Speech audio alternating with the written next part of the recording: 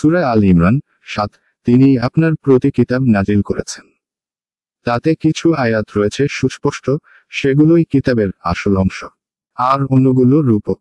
সুতরাং যাদের অন্তরে কুটিলতা রয়েছে তারা অনুসরণ করে ফিতনা বিস্তার এবং অপব্যাখ্যার উদ্দেশ্যে তন্মধ্যেকার রূপকগুলোর, আর সেগুলোর ব্যাখ্যা আল্লাহ ব্যতীত কেউ জানে না। আর যারা জ্ঞানের সুগভীর তারা বলেন আমরা এর প্রতি ঈমান এনেছি।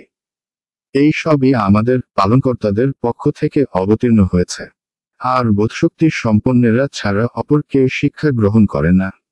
সূরা আল ইমরান ৮। হ্যাঁ আমাদের পালনকর্তা, সরল পথ প্রদর্শনের পর তুমি আমাদের অন্তরকে সত্যলঙ্ঘনে প্রবৃত্ত করো না এবং তোমার নিকট থেকে আমাদিগকে অনুগ্রহ দান কর।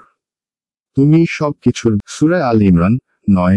হ্যাঁ আমাদের পালনকর্তা, তুমি মানুষকে একদিন অবশ্যই একত্রিত করবে, এতে কোনোই সন্দেহ নেই।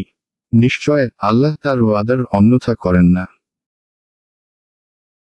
সূরা আল ইমরান ১০। যারা কুফরি করে তাদের ধন সম্পদ ও সন্তান সন্ততি আল্লাহর সামনে কখনো কাজে আসবে না, আর তারাই হচ্ছে দোজখ।